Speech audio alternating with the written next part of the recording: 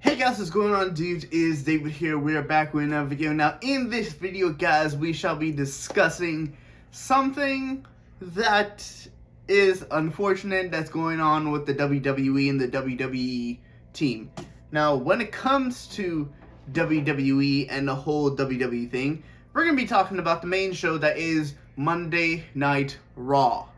Now, when it comes to Monday Night Raw, I think we can all agree that Monday Night Raw is definitely right now the worst show WWE has on their programming. I mean, you look at NXT. NXT doesn't even get 1 million viewers, but still fans love NXT because of the awesome storytelling, the awesome matches, and the way the matches are put together. I mean, they just brought back Samoa Joe to be William Regal's personal enforcer, and we already know what that storyline is going to go down, and it's going to head down to. It's going to head down to the point where Samoa Joe's going to get back in the ring, and he's probably going to face Karrion Kross, and we're going to have Samoa Joe become the NXT champion, because that's a very good storytelling. And then we move on to SmackDown, where you have a lot of storytelling going on. You have Roman Reigns' character, where Roman Reigns is no doubtly the face of SmackDown. Nobody in particular right now can challenge Roman Reigns as the head of the table. I'm not going to acknowledge him because I don't really like Roman Reigns as a character. But yeah, SmackDown has a very good matches. Obviously, what they did with Otis, they made Otis kind of into a badass with the Chad Gable thing. They have the Street Profits not really going for titles. You know, the tag team division is a very okay thing. The women's division is kind of, I think it's getting towards the stale now with Bianca and Bayley, but Bianca and Bayley just pulled off a very astounding match this past weekend at Hell in a Cell. And then we get to Monday Night Raw. Yeah, the better we talk about Monday Night Raw is probably, the less we talk about Monday Night Raw is probably a better thing, because WWE writers, when it comes to Monday Night Raw, they just can't write. They really just can't. I mean, they just had Drew McIntyre lose within within a week 3 times. He lost his WWE Championship match, which means he can no longer challenge Bobby Lashley, as Bobby Lashley is still the current WWE Champion. He lost his qualifying match against Matt Riddle, so which means he won't be in the Money in Bank opportunity, even though I don't really think he would have won that match, considering Bobby Lashley is still the champion. And then the women's division and the women's tag team division is just really kind of all over the place. I mean, Mandy Rose and Dana Brooke are supposed to be facing Tamina and Natalya, and you basically had the same segment back-to-back weekends. You just had them swap, which I don't really understand why you would have that type of like storyline going on. And to be honest, they ruined it. I understand Mandy Rose is like fine with being. I don't really know if Mandy Rose is fine with being in the WWE tag division, but I'm really not happy with Mandy Rose being in the tag division, because she had one of the best storylines of 2020 going on with Otis, and then this happens, and 2021 has just been her and Dana Brooke in the tag team. And I just want to say, the name for the team really sexy. What was it? Sexy Muscle Best Friends or something like that. Really, WWE? You're gonna come up with that? Kabuki Warrior was at the moment a bad name, but it grew. This is not gonna grow. Dana Brooke and Mandy Rose, I don't think they're a good tag team. I really don't. But the thing is, WWE writers, especially for Monday Night Raw, they don't have a place for Mandy Rose or Dana Brooke in the title picture. So this is the only way they can get TV time for right now. I mean, look who's in the title picture right now. You got Charlotte, you got Asuka, and then you got the Raw Women's Champion, Rhea Ripley. And I just want to say this.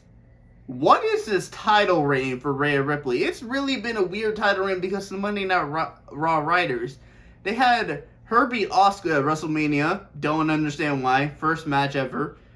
First women's title match, and they have her win straight off the bat, which is kind of, Paige already did that with the Divas title, so it's okay, but really, first match off the bat, and then their first title defense is a triple threat. Or I think it was her against, no, was it? Yeah, I think it was a triple threat against her, Asuka, and Charlotte Flair. And then apparently going on the next pay-per-view, I think at Money in Bank, it's going to be her and Charlotte.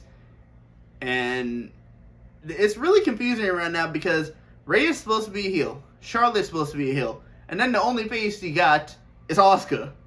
So if you really want to pull this out and make this into something, at least make it a fatal 4-way with another face in here. Don't just have two heels. But the two heels that only care about themselves in the storyline face off against his face who's just trying to become the Raw Women's Champion again in Asuka. And to be honest, I'm actually fine. Asuka, I don't want to say anything. I think they should move Asuka to SmackDown.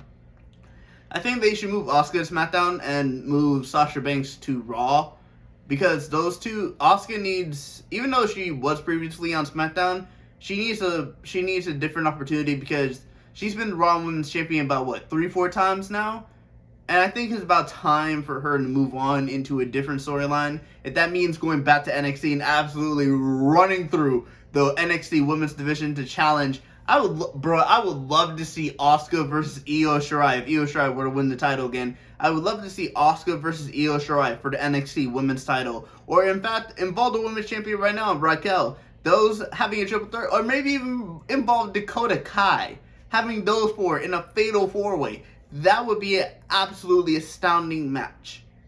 But when it comes to Raw, and the way the Raw show is written, 3 hours is definitely too much, but obviously considering how much WWE's getting from USA Network, they're definitely not going to cut it to 2 hours anytime soon until their TV contract ends with USA Network.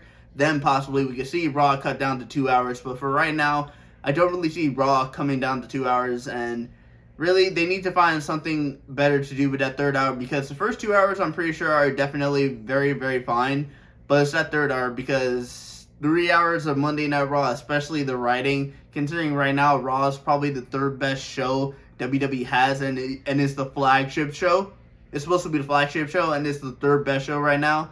That's just very, very poor from the writers, and WWE needs to really fix these writers, but I mean, when it comes to WWE programming with NXT, SmackDown, and then Raw, I mean, if you have to ask my personal favorite in this, if ranking all these shows, SmackDown is definitely my favorite, NXT is my second, and Raw is my least favorite because I could barely stand to watch Raw because of the way the writing, and most of it's not even from the WWE title picture because I actually like what's going on in the WWE title picture.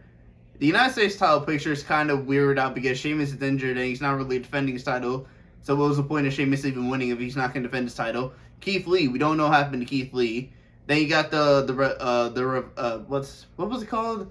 I forgot what they were called. But then you have T-Bar, Mace, who are really just Dio Madden and Dijakovic, who are still going under these names. I really don't know why. Mia Yim hasn't debuted on SmackDown yet. And then I'd probably say the worst part of the Raw writing and the Raw roster is probably, and storylines is probably going to be the Raw. It's probably going to be the women's division because the Raw women's division is just, it's just a mixture of everything. So yeah.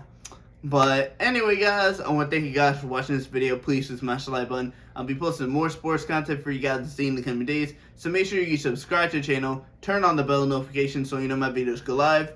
But anyway, guys, I will see you guys all later. Peace.